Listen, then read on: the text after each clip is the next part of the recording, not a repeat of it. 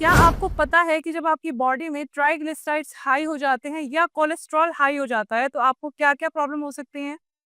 आपको heart attack जैसी problem हो सकती है। जब आपकी बॉडी में कोलेस्ट्रॉल और ट्राइग्लिसराइड्स हाई हो जाते हैं तो उससे सबसे ज़्यादा कॉमन जो प्रॉब्लम होती है वो होती है कार्डियोवैस्कुलर डिजीज़ जिसे सीवीडी के नाम से भी जानते हैं।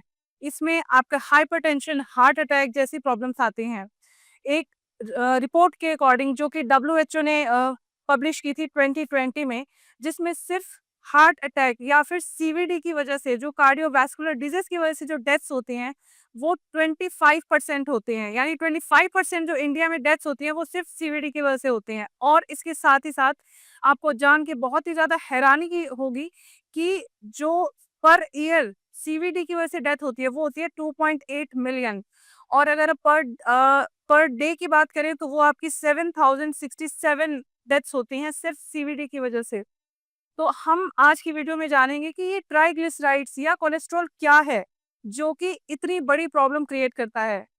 नमस्कार, आज की वीडियो में हम बात करेंगे कि ट्राइग्लिसराइड्स क्या हैं और कोलेस्ट्रॉल क्या है और जब ये बढ़ जाता है तो आप इसको कैसे कंट्रोल कर सकते हैं और ऐसी क्या चीज़ें हैं जिसका हम ध्यान रख के इन चीज़ों को कंट्रोल में ला सकते हैं।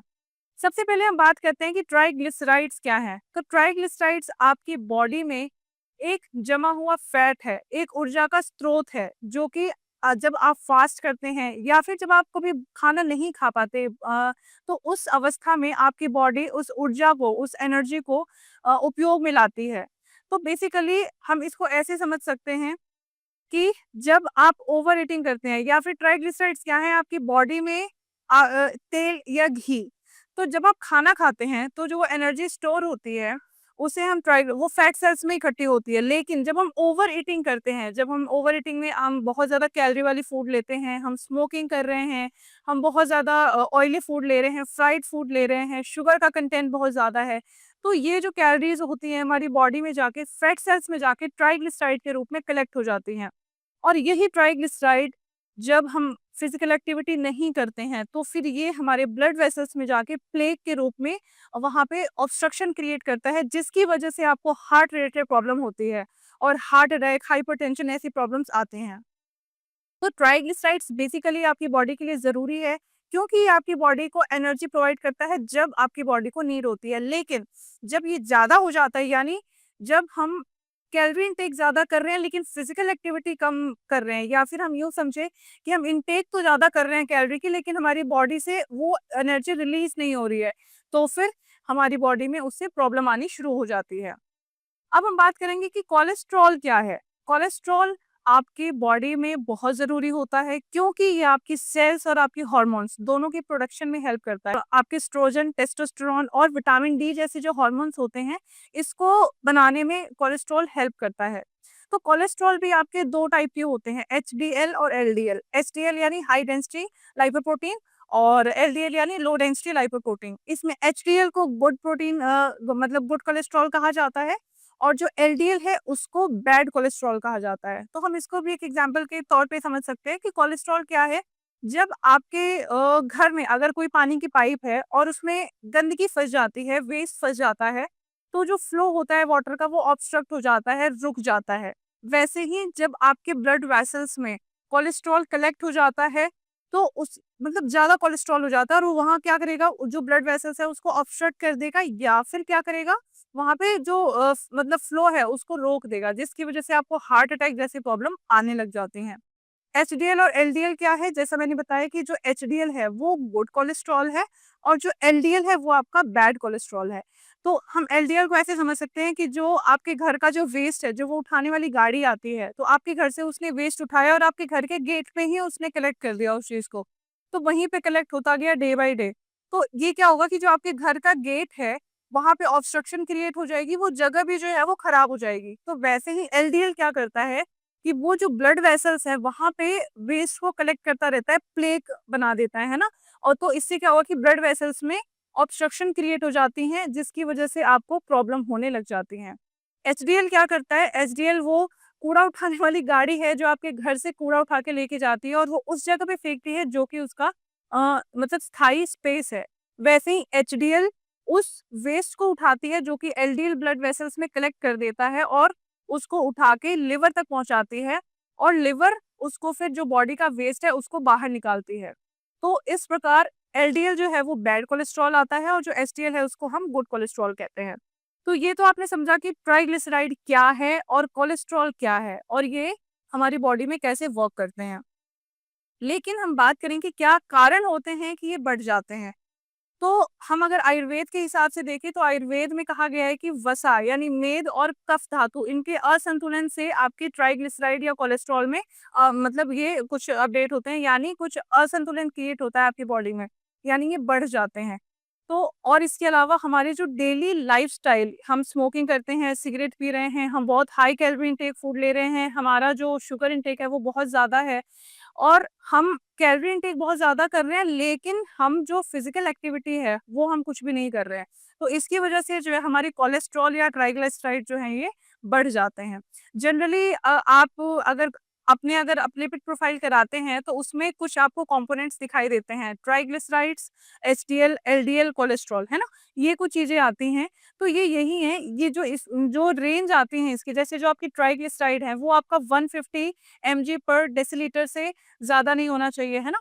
और ऐसे ही हम अगर उसकी बात करें कोलेस्ट्रॉल की, तो ये आपका 200 mg पर डेसीलीटर से ज़्यादा नहीं होना चाहिए और एलडीएल जो है वो आपका 100 से ज़्यादा नहीं होना चाहिए और जो एचडीएल है वो आपका 60 से ज़्यादा होना चाहिए। तो ये कुछ नॉर्मल रेंज होती हैं। तो अगर इससे ऊपर-नीचे होता है तो फिर हम बोलते हैं कि आपको ध्यान देने की आवश्यकता है। अब हम बात करेंगे कि अब हम अभी तक हमने बात करी कि ट्राइग्लिसराइड कोलेस्ट्रॉल क्या है, उसके बाद ये होते किस वजह से हैं और इनकी नॉर्मल रेंज क्या होनी चाहिए। अब हम इसको कंट्रोल कैसे कर सकते हैं? सबसे पहले तो हमें अपनी आहार-विहार, हमें अपनी डाइट अच्छी रखनी है, यानी डाइट में कुछ मॉडिफिकेशंस करने हैं एंड द नेक्स्ट हमें अपनी कुछ यानी जो डेली रूटीन्स है उसमें उसमें कुछ चेंजेस करने हैं। आपको डाइट में क्या लेना है? आपको हाई रिच फाइबर डाइट लेना है।